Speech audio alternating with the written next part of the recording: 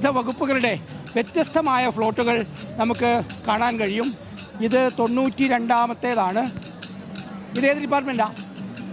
എക്സൈസിൻ്റേതാണ് വിനീത. ഇത് വളരെ മനോഹരമായി ചെയ്ത മദ്യത്തിനും മയക്കുമരുന്ന് ഡ്രഗ്സിനെതിരെയുള്ള ഒരു ക്യാമ്പയിൻ്റെ ഭാഗമായാണ് ഇങ്ങനെ ഒരു രൂപം എക്സൈസ് ഡിപ്പാർട്ട്മെൻറ്റ് തയ്യാറാക്കിയിരിക്കുന്നത്.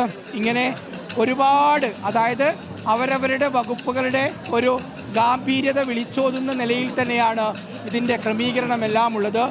അപകടമാണ് ലഹരിയോടുള്ള ഭ്രമം എന്നുള്ളതാണ്.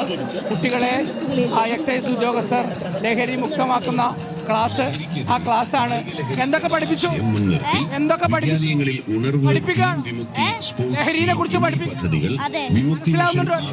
നടപ്പാക്കിയിട്ടുള്ളതാണ്. കുട്ടികൾ ക്ലാസ്സിലിരിക്കുന്നു. അതിൻ്റെ ഒരു മോഡലാണ് അവർ അവതരിപ്പിച്ചിരിക്കുന്നത്. അതുപോലെ GST ഡിപ്പാർട്ട്മെൻറ്റിൻ്റെ നികുതി നമുക്കും നാടിനും എന്ന പേരിലുള്ള ഫ്ലോട്ടാണ് അടുത്തതായി കടന്നു വരുന്നത്. ഇപ്പോൾ കനകക്കുന്നിൻ്റെ മുന്നിലാണ് നമ്മളുള്ളത്. ഇവിടെയാണ് ഒരുപക്ഷെ ഏറ്റവും കൂടുതൽ ആളുകൾ ഒന്നിച്ചു നിൽക്കുന്ന ഒരു സ്ഥലം എന്ന് പറയുന്നത്. എല്ലാവർക്കും ഇവിടെ നിന്ന് കാണാനുള്ള ഒരു സൗകര്യമുണ്ട് എന്നുള്ളതാണ്.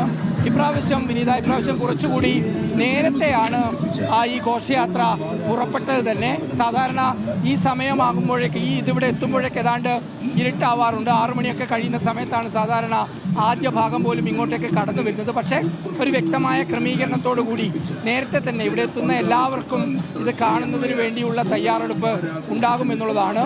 ട്രഷറി വകുപ്പിൻ്റെ മാറുന്ന കേരളം മാറ്റത്തിനൊപ്പം എന്ന ഒരു ഫ്ലോട്ടാണ് ആ ട്രഷറി വകുപ്പിൻ്റേതായി ഏർപ്പാടാക്കിയിരിക്കുന്നത്.